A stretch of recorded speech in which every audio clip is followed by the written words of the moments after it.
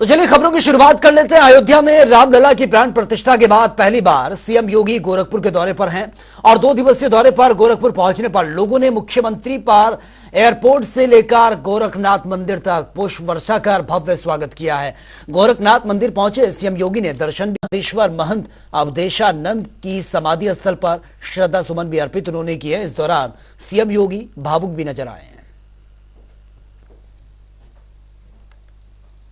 Mission 2024 को लेकर BJP पूरी तरह से एक्शन मोड में है। लोकसभा चुनाव से पहले बीजेपी ने गांव चलो अभियान को लेकर अहम बैठक की है, जहां पर अभियान को लेकर समीक्षा बैठक हुई है। इस दौरान अभियान से जुड़े सभी पदाधिकारी मौजूद रहे। वहीं दूसरी तरफ 2024 लोकसभा चुनाव की रणनीति को लेकर अहम बैठक की गई है, जहां पर राष्ट्रीय महामंत्री दुष्यंत गौतम, राष्ट्रीय सह संगठन महामंत्री शिव प्रकाश और प्रदेश अध्यक्ष भूपेंद्र चौधरी, संगठन महामंत्री धर्मपाल सिंह भी मौजूद रहे। अपने काम के संगठन की तैयारी से दृष्टि से हमने की है।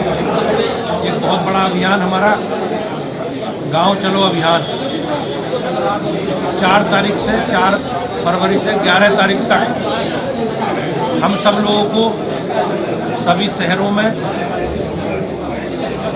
बूथ के हिसाब से और सभी गांवों में ग्राम सभाओं के साथ साथ राजस्व गांव में भी या जो गांव की बसावटें हैं सब में हमें उस अभियान के तहत हमारे सभी वरिष्ठ लोगों का 24 घंटे का प्रवास तय हुआ है। इसमें पार्टी के वरिष्ठ लोगों के साथ साथ हमारे माननीय मुख्यमंत्री जी, दोनों माननीय उप मुख्यमंत्री, सरकार के सभी वरिष्ठ मंत्री और संगठन के सभी पदाधिकारी, ऐसे करके लगभग 2 लाख स्थानों पर हम लोग 2 लाख स्थानों को टच करेंगे।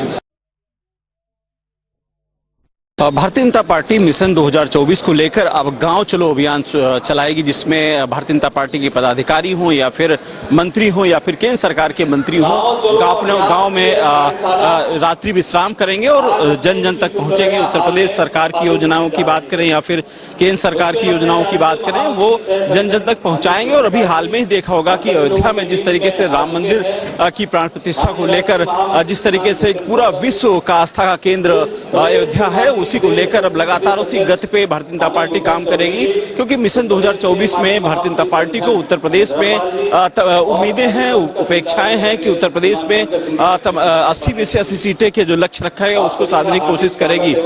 कुछ तस्वीरें दिखाएंगे कि यूपी भाजपा प्रदेश अध्यक्ष पहुंच चुके हैं, संगठन मंत्री धर्मपाल सिंह पहुंच चुके हैं, नोएडा के विधायक पंकज सिंह पहुंच चुके हैं। प्रदेश के तमाम पदाधिकारियों को इस बैठक में बुलाया गया है। इस कार्यक्रम की रूपरेखा आज तैयार की जाएगी। कैप्टन आशीष के साथ रुम सिंह, जनता टीवी, लखनऊ।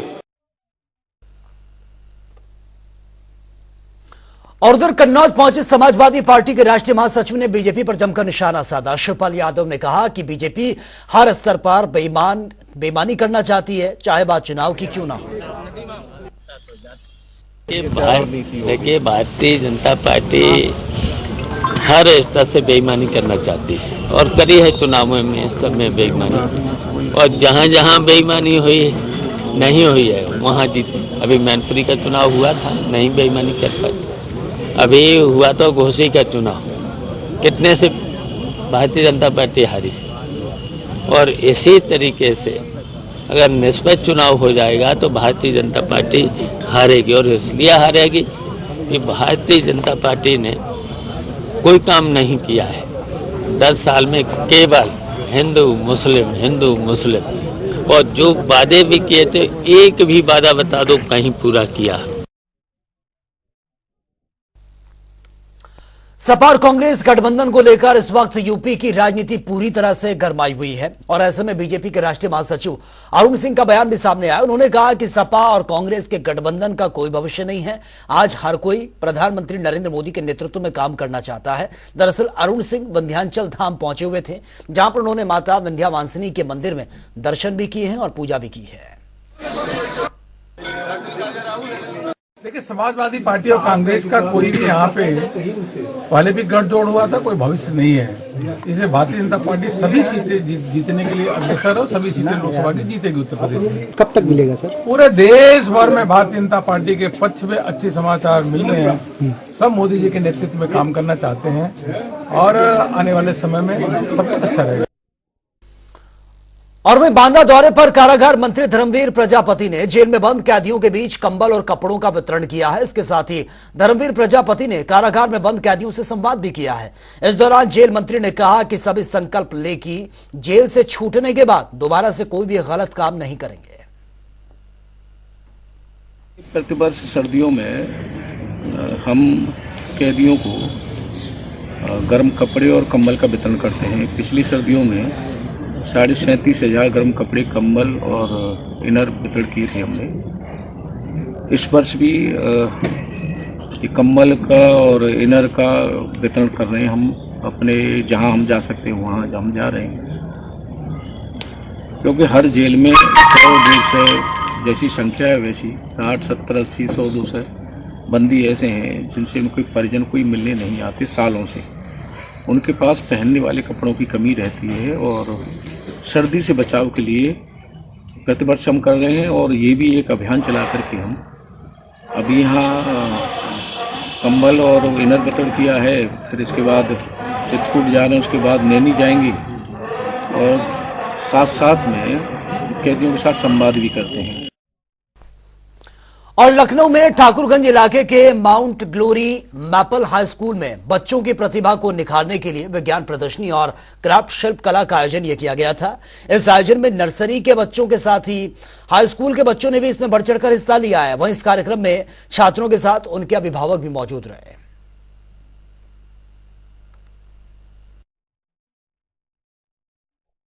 बच्चों को उत्साहित करते हैं कि बच्चे जिनको कला में रुचि रखते हैं या और साइंस में रुचि रखते हैं, तो वो अपने विचार उनके हिसाब से मॉडल तैयार करते हैं, क्राफ्ट तैयार करते हैं। फिर उसको हम उनके पेरेंट के सामने और गेस्ट के सामने डिस्प्ले करते हैं, जिससे कि बच्चों को और ऑल ओवर जो है उनका कहते हैं वो किस क्लास के बच्चों ने इसमें भाग? इसमें वो छोटे प्री नर्सरी क्लास के बच्चों से लेकर के जो नर्सरी क्लास के बच्चे हैं उनको हम ये टीचर उनकी हेल्प करती है, उनको बताते हैं कैसे आपको रोल करना है, कैसे पेंसिल को आपको जो है लपेट करके कुछ पेंसिल बॉक्स बनाना है तो कैसे बनाना है, कैसे काटना सिखाया जाता है।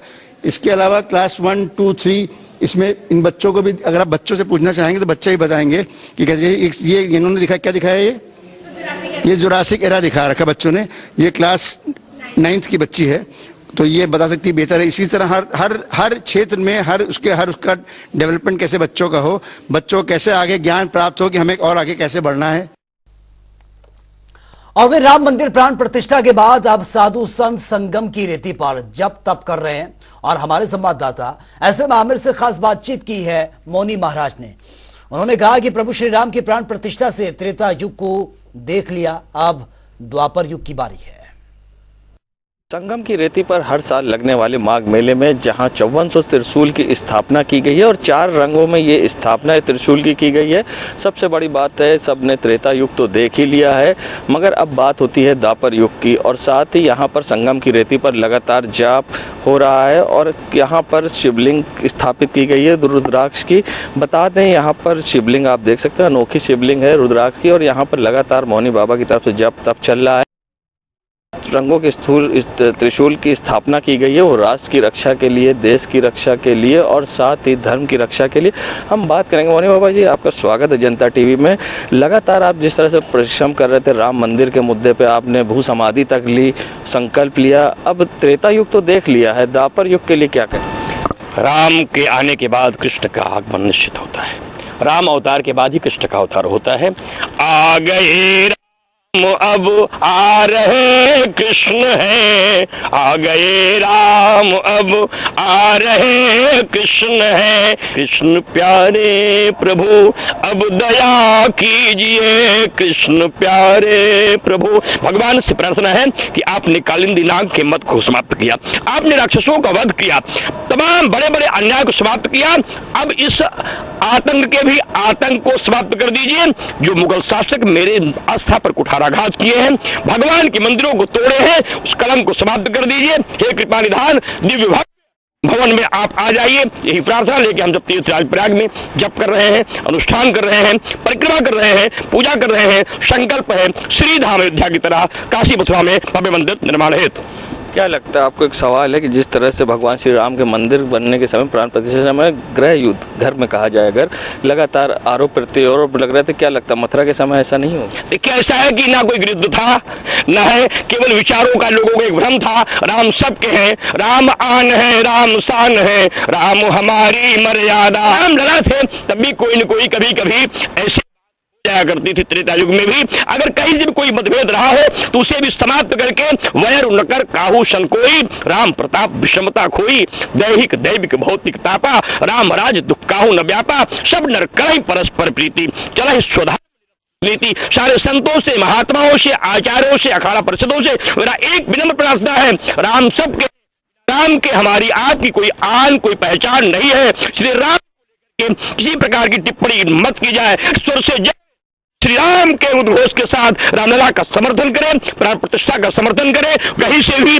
उचित नहीं है। शंकराचार्य, निम्बार्काचार्य, माधवाचार्य, रामानुजाचार्य, वल्लभ समस्त आचार्यों से मेरी अपेक्षा है, सबको आप सब आशीष प्रदान कीजिए, अनुग्रह कीजिए और प्रश्न नहीं महाराज प्रचार कीजिए। अखाड़ा परिषद के जो महामंत्री हैं उन्होंने कहा है जो लोग इसमें टिप्पणी करे हैं प्राण प्रतिष्ठा में, उनका कुंभ में बहिष्कार किया जाएगा। किस तरह से देखिए, अब वो उनका विषय हो सकता है, क्योंकि बहिष्कार करना या उनकी व्यक्तिगत, क्योंकि अखाड़ा परिषद न कोई बैठक हुई है, न कोई निर्णय हुआ है। जब राम राज्य आ गया है, रामलला आ गए हैं, बहिष्कार का जो नाराज है बुलाएंगे, उनको मनाएंगे, रामलला का दर्शन कराएंगे और वो मौका नहीं देना चाहिए। रहा तो देशद्रोहियों को मौका मिलेगा, आतंकवादियों को मौका मिलेगा, उन लोगों को मौका मिलेगा जो संतों, मेरा विनम्र प्रार्थना है कि ये देश को मत बांटिए, चाहे रुक जाइए, रामलला के प्रति भावनाओं को जगाइए, न विवाद करें, न वित्याग करें, न परिहार, केवल वंदन करें, नमन करें। आखिरी सवाल है आपसे, सरकार एक नई पहल करने जा रही है, हर जिले से राम भक्तों को राम अयोध्या दर्शन कराने के लिए ले जाएगी, किस तरह से देखते हैं? यह इसके 75 वर्ष के इस युग का एक नया अध्याय जुड़ रहा है। निश्चित रूप से गोली खाई, लाठी खाई, जेल गए हम लोग, लाठियां खाए हम लोग, फिर आवाज, जो राम भक्त अयोध्या नहीं, उनकी इच्छाओं की पूर्ति हो रही है। सरकार साधुवाद है, धन्यवाद का कार्य कर रही है। उत्तर प्रदेश के माननीय मुख्यमंत्री और देश के माननीय प्रधानमंत्री जी की भी संकल्प हुआ है, संसद की ओर से तीसरा प्रयास करता हूँ। ये मोनी बाबा हमारे साथ, जिन्होंने सरकार की इस योजना का स्वागत किया है, साधुवाद दिया है और साथ ही उन्होंने साधु संतों से अपील की है कि जिस तरह से टिप्पणी हो रही है, आरोप प्रत्यारोप के दौर, इसको बंद करें और हर कोई भगवान श्री राम के और भगवान श्री कृष्ण का स्वागत करे। जनता टीवी के लिए सैयद मोहम्मद आमिर, प्रयागराज। अयोध्या में रामलला की प्राण प्रतिष्ठा के बाद राजधानी लखनऊ में राम कथा का आयोजन किया जा रहा है। आज चौथे दिन की कथा में उप मुख्यमंत्री केशव प्रसाद मौर्य भी इसमें शामिल हुए, जहां पर उन्होंने व्यासपीठ का पूजन कर आशीर्वाद लिया। इस दौरान केशव प्रसाद मौर्य ने राम जन्मभूमि आंदोलन के समय संघ के नारे मथुरा काशी विश्वनाथ तीनों लेंगे एक साथ, ये दोहराते हुए कहा कि मथुरा को भूले नहीं है। आपको बता दें कि उप मुख्यमंत्री ब्रजेश पाठक द्वारा मुख्य यजमान के रूप में श्री राम कथा का आयोजन यह किया जा रहा है, जहां पर देवकी नंदन महाराज श्री राम कथा का वचन कर रहे हैं। रामनगरी अयोध्या में रामलला की प्राण प्रतिष्ठा के बाद से ही राम भक्तों के पहुंचने का सिलसिला जारी है। प्रभु श्री राम के दर्शन के लिए श्रद्धालुओं का सैलाब उमड़ रहा है। ऐसे में श्री राम जन्मभूमि तीर्थ क्षेत्र की ओर से रामलला की आरती का समय तय कर दिया गया, जिसे लेकर एक लिस्ट जारी कर दी गई है। वहीं मुख्य पुजारी आचार्य सत्येंद्र दास ने यह जानकारी साझा की है। 4 बजे सवेरे मंगला आरती, उसके बाद 6:30 बजे श्रृंगार आरती और 6:30 बजे श्रृंगार आरती होने के बाद में पट खुल जाएगा और भक्तों के दर्शन होते रहेंगे। फिर 12 बजे क्या है भोग आरती होने के बाद में फिर मंदिर खुल जाएंगे। फिर उसके बाद में संध्या के भी इसी प्रकार से आरतियाँ, संध्या आरती और शयन आरती है। तो संध्या आरती 6:30 बजे है और शयन आरती जो है जब भोग लग जाएगा 9 बजे, उसके बाद में शयन आरती हो जाएगी। इस प्रकार की भगवान रामलला की सारी आरतियां हैं, जो समय समय में कभी कभी कुछ परिवर्तन होते रहते हैं, क्योंकि इतनी भीड़ है कि जिसके कारण से यह नियम बनाया गया है कि जिससे भक्तों को दर्शन होने में सुविधा हो। किसी प्रकार के कोई भी भक्त ऐसे न हो जो बिना दर्शन के वंचित रहें, इसलिए सारे नियम बनाए हैं और सबको सार्वजनिक किया गया है। और फिर राम मंदिर प्राण प्रतिष्ठा के बाद से ही भक्तों के अयोध्या धाम पहुंचने का सिलसिला लगातार जारी है। ऐसे में भगवान राम की छवि वाले झंडे, बैनर और पोस्टर्स की मांग भी लगातार बढ़ रही है, जिसमें व्यापारियों को काफी फायदा भी हो रहा है। ये रिपोर्ट आप देखिए। अयोध्या में राम मंदिर की प्राण प्रतिष्ठा के साथ ही पूरे देश में खुशी की लहर है, लेकिन भगवान राम के आने से सूरत के ध्वजा, केस, बैनर बनाने वाले व्यापारियों को आर्थिक लाभ भी खूब हुआ है। पिछले 1 महीने से अयोध्या में भगवान श्री राम की प्राण प्रतिष्ठा से लेकर पूरे देश में उत्साह है और हर व्यक्ति 22 जनवरी का इंतजार कर रहा था। पूरे देश के हर घर में भगवान श्री राम का ध्वज फहराया गया। ऐसे में धार्मिक वस्तुएं बनाने वाले व्यापारियों के पास डिमांड इतनी ज्यादा हो गई कि सप्लाई संभव नहीं हो पाई। सूरत में ध्वजा, केस, बैनर बनाने वाले व्यापारियों को आम दिनों के व्यापार से लगभग 300 से 400 गुना फायदा हुआ है। व्यापारियों का कहना है कि जो व्यापार वे आने वाले 2 सालों तक करते, वह इस 1 महीने में ही पूरा हो गया है। सूरत में धार्मिक वस्तुएं बनाने वाले व्यापारियों के पास पूरे देश से ऑर्डर आए थे, लेकिन काम इतना ज्यादा हो गया था कि व्यापारियों को सप्लाई ही बंद करनी पड़ी। पिछले 25 वर्षों से हमारा झंडे के व्यवसाय से हम जुड़े हुए हैं, किंतु श्री राम मंदिर के प्राण प्रतिष्ठा के उत्सव में ये जो अपना हुआ है 22 तारीख को, उसको लेकर के पिछले 20 दिनों से झंडे की डिमांड में काफी वृद्धि हुई है। छोटे लोगों को बहुत रोजगार मिला है। इसका अधिक फायदा छोटे कारीगर, समझ लीजिए झंडा स्टिच करने वाले कारीगर, छोटे छोटे फेरी जो झंडा घूम घूम के बेचते हैं, कम से कम मैं जहां तक समझता हूं लाखों लोगों को इससे रोजगार मिला है।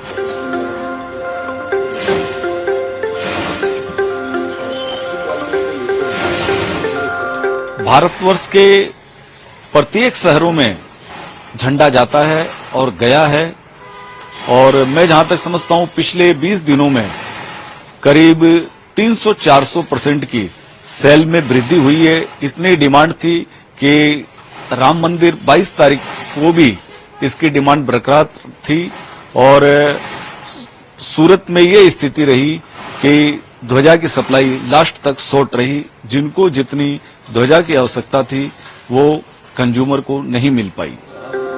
भगवान श्री राम के तस्वीर वाले झंडे की डिमांड लगातार अभी भी आ रही है, इसलिए व्यापारी पहले से ही स्टॉक में इस झंडे को इकट्ठा कर रहे हैं, क्योंकि अयोध्या जाने वाले श्रद्धालु सूरत से झंडा लेकर जा रहे हैं।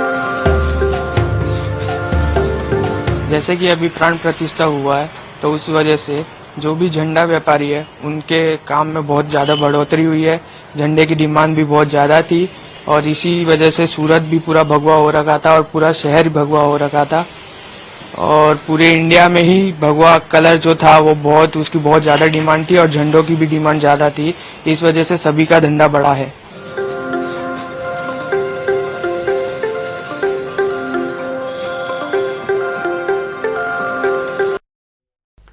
और पुलिस की कार्यशैली से लोगों में नाराजगी देखने को मिलती है, लेकिन कुछ थाना अध्यक्ष ऐसे भी होते हैं जो अपने काम से लोगों का दिल जीत लेते हैं। दरअसल बागपत के चांदी नगर थाना इलाके के लोगों ने थाना अध्यक्ष राजेंद्र सिंह खोड़ा को निष्पक्ष और ईमानदारी कार्यशैली के लिए उनको सम्मानित किया है। पुलिस की कार्यशैली को लेकर अक्सर लोग नाराज ही नजर आते हैं। आज हम पहुंचे हैं बागपत जिले के चांदीनगर थाना क्षेत्र में, जहां पर थाना अध्यक्ष जी की कार्यशैली को लेकर काफ़ी लोग प्रशंसा कर रहे हैं, और यहां पर उनको शॉल उड़ाकर सम्मानित भी किया है। आज उन लोगों से पूछेंगे कि क्या कारण से उनको सम्मानित किया है और क्या कार्यशैली उनको देखने को मिली है। क्या नाम है आपका? जी, मेरा नाम कपिल है। कपिल जी, क्या कार्यशैली को देखते हुए आपने जो सम्मानित किया है थाना अध्यक्ष जी को, क्या कारण रहा है? जी, जो ये हमारे थाना अध्यक्ष हैं श्री राजेंद्र सिंह जी, इनकी बहुत सारे कार्य ऐसे हैं, महिला हो, यूथ हो, बुजुर्ग हो, सभी को समान दृष्टि से व्यवहार बहुत अच्छा है, ईमानदार हैं, और बहुत से कारण हैं जिनसे आज इन्हें सम्मानित किया गया है, जिसमें कि थाने में आने अंदर काफी मतलब ईमानदारी की चर्चा है जिसको लेकर आपने सम्मानित किया। क्या नाम है आपका? जी संदीप। संदीप जी, किस तरीके से आप यहाँ पर पहुँचे हैं और क्या कारणों की वजह से सम्मानित हुए हैं? जी मैं अपना परिचय दूंगा, ग्राम प्रधान डिकोली हूँ मौजूदा। तो हमारा तो अक्सर जनप्रतिनिधियों का थाने में आने का सौभाग्य कह लो या दुर्भाग्य कह लो, आना पड़ता है। तो कहीं ना कहीं हम एसओ साहब से इतने प्रभावित हुए हैं कि पहले हम अपने साथ किसी को लेकर आते तो उनसे पहले ही कहते थे भाई कुछ ना कुछ देखो वहाँ भी करना पड़ेगा, कभी फिर बाद में कहो कि हमने तो तुम्हें यूँ करवा दिया वो करवा दिया। लेकिन अब निडर होकर हम थाने में पहुँचते हैं और अपनी बातों को निडरता से रखते हैं और एसओ साहब उनका बहुत अच्छे से हमारे सहयोग भी करते हैं और उसका निस्तारण भी करते हैं। अच्छा, कहीं ना कहीं अब लोगों को आने में यहाँ पर डर नहीं लगता है थाने में। कुछ हमारे साथ पूर्व चेयरमैन भी हमारे साथ जुड़े हैं। क्या नाम है जी आपका? मेरा नाम धर्मपाल सिंह है जी। अच्छा जी, आप जैसे यहाँ पहुँचे हैं तो सम्मानित भी किया है, क्या कारणों की वजह से किया? 2002 से यहाँ पे थाना बना हुआ है, लेकिन इतना ईमानदार है सो यहाँ पे आज तक नहीं आया है। और ये भी सुना जो IAS बैठे हुए हैं, जो कप्तान साहब है वे भी ईमानदार हैं। नहीं सभी ये सुनते हैं थाने बिकते हैं, लेकिन यहाँ ऐसी कोई आवाज़ नहीं है। इनके नाम का तो एक दिन DJ भी बजवाऊँगा, सवाल उड़ा के स्वागत किया और DJ बजवाऊँगा। तो कहीं ना कहीं लोग काफ़ी खुश हैं उनकी ईमानदारी को लेकर और यहाँ पे DJ बजाने तक की भी बात की जा रही है। तो कहीं ना कहीं क्षेत्र में कार्यशैली को लेकर काफ़ी अच्छा दिखाई दे रहा है। थाना अध्यक्ष जी के लिए ये काफ़ी गर्व की बात है। प्रदीप पांचाल, जनता TV, बागपत।